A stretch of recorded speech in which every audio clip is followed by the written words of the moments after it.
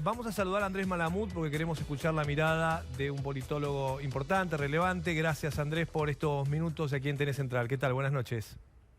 Hola, buenas noches. ¿Cómo están? Bueno, en principio, preguntarte puntualmente por esta cuarentena y por estas nuevas noticias que vamos teniendo respecto a mantener la cuarentena o incluso a tener que volver a encerrarnos. ¿Cómo ves estas decisiones que van tomando desde los gobiernos de ciudad y provincia? Inevitables. La intermitencia va a ser una constante en el futuro próximo. Y les doy algunos números muy simples para que tengamos en cuenta qué es lo que viene. Los casos exitosos de Europa, Alemania, los países nórdicos, sacando Suecia, tienen 5 veces más muertos por millón que Argentina. Lo que estamos viviendo es algo prácticamente inevitable, que solo aprendieron a administrarlo los países del Asia-Pacífico, que viven de epidemia en epidemia hace 20 años. En Occidente estamos aprendiendo. El problema es que nosotros vemos el pico adelante y por eso nos preocupamos. Otros países ya lo pasaron, tienen los muertos detrás. Lo inevitable estás diciendo que va a ser repensar y si es necesario volver atrás. ¿Eso sería lo inevitable? O sea, decir, se abre, se vuelve a cerrar, se vuelve a abrir, un paso adelante. ¿Eso es lo que decís que va a ser inevitable en Argentina? Es lo que está pasando en partes de Alemania, en parte de Portugal, en parte de China, está rebrotando ahora en Irán. Sí, no tenemos por ahora retrovirales y no tenemos la vacuna. Esta es una epidemia muy contagiosa. Tiene una tasa de mortalidad que no es tan alta, pero se contagia rápido. Así que la única manera que aprendimos de hacerle frente a esto es a través de estos mecanismos de intervenciones no farmacéuticas, como se llaman, distancia social. Y tenemos que aprender a regular, a administrar la distancia social. Los japoneses saben hacerlo mejor que nosotros. Cuando en Occidente aprendamos a comportarnos como en Asia-Pacífico, que no es que sean mejores que nosotros, es que aprendieron desde hace 20 años. Los muertos ya los tienen atrás. Hace también. tanto que no nos saludamos con los compañeros de trabajo, ¿no? Que no nos damos un beso, que no nos damos un abrazo, saludar por ahora. no nos damos la mano. Eso es raro realmente. Nos vamos acostumbrando, es cierto, porque pasaron 3 meses, pero... La transición es triste, pero si uno conoce chinos o japoneses sabe que se puede ser feliz también. Y que hay vida después de las pandemias. Y siguen haciendo turismo internacional y siguen yendo a los restaurantes. Solo que tienen mucho cuidado. Lo hacen de otra manera. Malamud, ¿usted está acá en la Argentina? No, estoy en Lisboa, Portugal. Ajá. ¿Y cómo se está viviendo en Lisboa? No sé si hay desescalonamiento, como dicen en España. Sí, desescalada. Acá se llama desconfinamiento. Desconfinamiento. Tenemos una cuestión de nomenclatura interesante, porque pasamos de la etapa de emergencia a la etapa de calamidad. Aunque no parezca, es mejor. Entonces ahora ya no estamos obligados a quedarnos en casa, podemos circular, está lleno de protocolos de seguridad, pero como es primavera, podemos ir a la playa. Solo que es divertido ver a la gente en la playa, en los barcitos, tomando algo con barbijo, sacándoselo para tomar y después poniéndoselo de vuelta. Pero en el mar uno entra sin barbijo.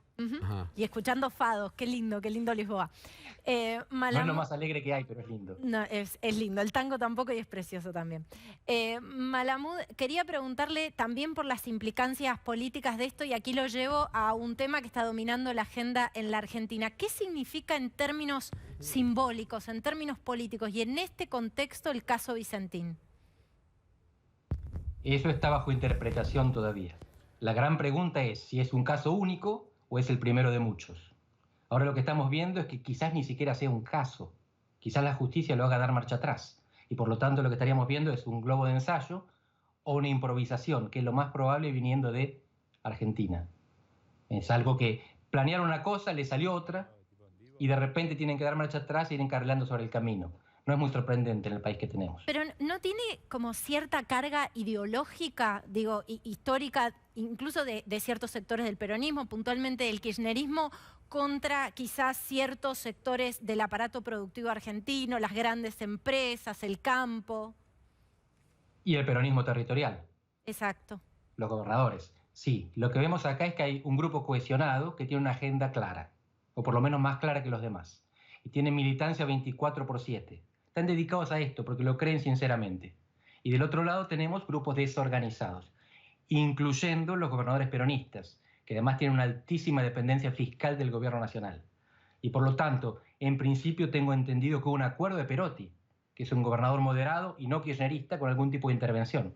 Y de repente el proyecto de expropiación les entra de contrabando de manera inesperada, yo diría improvisada. Pero sí, hay un grupo que tiene una agenda y empuja lo que puede. La política es un juego de roce y de fricción. Si uno no está preparado para eso, tiene que jugar a otra cosa. Acá lo que faltó es roce y fricción del otro lado. Se está ejerciendo ahora.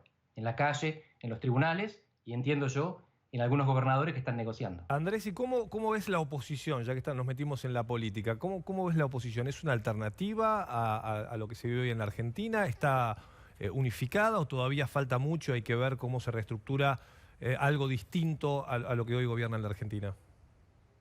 Lo que voy a decir puede sorprenderlos, pero el sistema de partidos en Argentina está mucho más sólido que donde quieran poner el ojo. Por ejemplo, en Francia desapareció el sistema de partidos. Hay un presidente que fundó el partido un año antes para competir. En Gran Bretaña se está deteriorando también a partir del Brexit y desde antes. Justamente por eso salen. Los partidos establecidos no consiguen controlar el voto.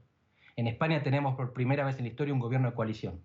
Y en Argentina tenemos bipartidismo, en la práctica. Sabemos que de un lado hay facciones del peronismo, pero son el peronismo. Y del otro lado tenemos al radicalismo, al PRO y a la coalición cívica. Pero es el no peronismo.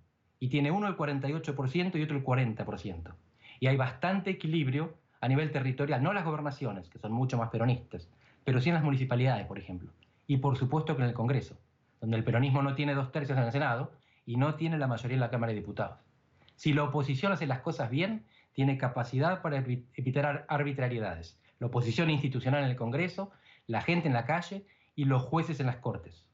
Argentina está lejos de ser una tiranía. ¿Y la Hay justicia? resistencia, hay oposición. ¿Y la justicia, Andrés? Porque ahí sí hubo como un cambio de viento que por momentos preocupa. Los jueces son los mejores olfateadores de la Argentina. Hay gente inocente que piensa que son los mercados. Los mercados siempre olfatean mal, siempre se equivocan. Hay que seguir los Yarvide, dice usted, de Malamud. Claro. Si uno quiere saber para dónde va la política argentina, tiene que preguntar a los mercados y agarrar para el otro lado. Pero a los jueces hay que creerles. Así que si tomaron alguna decisión que no es del todo determinante, porque en algunas cosas no se jugó el juez, pero en otras sí, un poquito, significa que algo está olfateando. Y ese algo también es la gente en la calle. Porque no hablo de violencia física, ni mucho menos. Pero la calle es tan importante como las instituciones.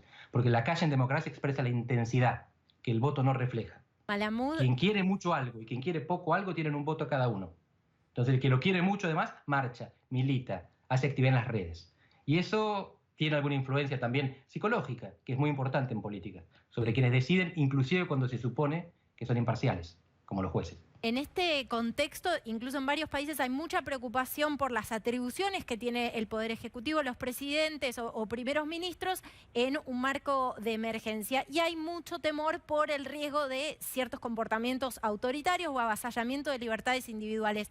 ¿Dónde está parada la Argentina? El temor es así, está muy difundido en todo el mundo. Y también hay estudios con evidencia de todo el mundo que muestran que el temor no tiene correspondencia a la realidad. No hay casos hasta ahora en los cuales los gobiernos se hayan tornado autoritarios a partir de la emergencia pandémica. Hay un caso en Hungría que se llama el coronagolpe, pero es falso porque el gobierno era autoritario de antes de la pandemia. ¿Lo puede repetir, Lo que hizo Andrés? pasar una ley que lo... ¿Cómo es? ¿Lo puede decir de nuevo? El coronagolpe. Sí. En Hungría había un gobierno autoritario, Víctor Orbán. Sorprendente, la primera vez en la historia que en la Unión Europea hay un miembro autoritario. Pero es también la primera vez en la historia que en la Unión Europea un miembro se va, el Reino Unido. Todo esto venía de antes, son tendencias de fragmentación y desintegración. Y esta tendencia autoritaria venía de antes, y Víctor Orbán lo que hace es, con la suma del poder público, manda una ley de parlamento para que se la legitime. Simplemente eso. Pero ya era autoritario, ya estaba medido por todos los indicadores como autoritario. Y mientras tanto voy a sugerir una visión optimista, que hace poco publiqué algo con Eduardo Levi Yeyati, otro economista, un economista argentino. Nosotros sugerimos que la emergencia puede alimentar la resistencia al poder y no solo la concentración del poder. Es lo que vemos sobre todo con los gobiernos más incompetentes, Bolsonaro y Trump. Sí, pero Tienen gobernadores que dicen, no, señor presidente, en mi provincia, en mi estado hay cuarentena, aunque usted no quiera. Tenemos a la Corte Suprema en Brasil que por 9 contra 1 le está metiendo presos a los militantes criminales, amigos de los hijos, a Bolsonaro. Tenemos al jefe del Estado Mayor Conjunto de las Fuerzas Armadas en Estados Unidos que le dice a Trump, no vamos a reprimir. Lo que estamos viendo es que sí existe peligro de concentración, pero existe más peligro, en el mejor sentido, oportunidad de resistencia al poder. Sí. Hay que tener más confianza en el aprendizaje de las sociedades y de las oposiciones. Malamud, me parecen importantes los ejemplos, pero en los ejemplos que usted da, sobre todo en Brasil, aparecen instituciones muy fuertes, incluso aparecen gobernadores muy fuertes frente al desmanejo del presidente Bolsonaro. ¿Qué pasa en la Argentina, donde costó un montón que el Congreso sesione, donde la justicia, como usted bien dice, acomodada a los tiempos, a veces también cuesta que se ponga en marcha? ¿Qué sucede? Esa es la cuestión. Es que la oposición y las instituciones estaban durmiendo. No es que el presidente Alberto Fernández se hizo del Congreso y capturó la Corte Suprema de Justicia. Es que los congresistas, al parecer, estaban cómodos no trabajando. No es verdad. Sabemos que había muchos que querían hacerlo, pero se durmieron, inclusive las diferentes facciones dentro del partido gobernante. Porque sabemos que Sergio Massa no pensaba lo mismo que Cristina Kirchner. Y ni hablar de la Corte Suprema de Justicia, que entiendo que acaba de suspender las ferias de invierno, quizás para que no interrumpan las ferias de verano. ¿Qué culpa tiene el presidente de que la Corte Suprema no trabaje? Incluso hace 10 días o menos la oposición quebró los 2/3 que tenía al frente de todos en el Senado, y eso le va a tener que generar la obligación de negociar, por ejemplo, para nombrar al procurador o alguna reforma de la Corte, ¿no? Así es. Fíjense, los gobiernos hacen lo que pueden hasta donde pueden. El gobierno anterior, republicano, la primera medida que tomó es mandar 2 jueces a la Corte por decreto. Se lo pararon en el Senado, y lo bien que estuvo, el gobierno aprendió y ahí que pasó por el Senado. Este hace lo mismo. Todos lo hacen. Le hago la última, Malamud. Hay que resistir. Sí. La política siempre suele, por lo menos, intentar instalar que puede manejar el futuro, ¿no? O que nos puede manejar el futuro o que sabe para dónde vamos. En el caso de la pandemia eso se cayó. Y más en la Argentina. ¿Cómo se gobierna sin poder instalar un relato, no lo digo en el mal sentido, que tiene que ver con decirle a la sociedad, vamos para acá? Porque acá nos están diciendo, no sabemos para dónde vamos. Es fantástica la pregunta y es muy problemática. No creo que se haya caído todavía la ilusión de la intervención. Los seres humanos necesitamos creer que estamos en control de nuestro futuro. Lo que estamos viendo es que los efectos, los factores que más influencia tienen sobre la pandemia son, por ejemplo, el diseño urbano. Nueva York y Los Ángeles, las ciudades más grandes, Nueva York crece para arriba, Los Ángeles para el costado. Entonces, Nueva York se infecta más que en Los Ángeles. Alemania e Italia, el tipo de familia. En Italia viven los jóvenes con los mayores y los infectan. En Alemania no, viven separados. No fueron las políticas públicas las que definieron los resultados. Fueron factores preexistentes. Es muy difícil aceptar que tenemos poco control de nuestro destino. Y además no tenemos plan de vuelo. Estamos improvisando. Y no es tan malo, porque en el mundo que viene, que es incierto, la experimentación es más eficiente que la planificación. Así que es bueno que aprendamos a experimentar. Lamentablemente tiene costos graves en este caso. Ya nos va a mejorar los improvisados. Para cerrar, entonces, lo vemos tan tranquilo, Andrés Malamud, ahí en su casa? ¿Son los libros o es un té de tilo? Es el mar, es el mar. Es el Ay, mar, es hermoso. sí. Es la medianoche. Es la medianoche ya, claro. Exacto. ¿Cómo es meterse al mar, Malamud? Yo no me... Incluso que a mí que no me gusta, me metería al mar. Volveremos al mar. Esto va a pasar como otras cosas, como todo. Las guerras mundiales duraron 4, 5, 6 años y mataron mucha más gente. Esto La no va a peste ser tan bubónica, grave. 4 siglos. Exacto. Sí. Esto también pasará. Gracias, Andrés. Un placer Así es. escuchar. Muchas gracias. Gracias a ustedes.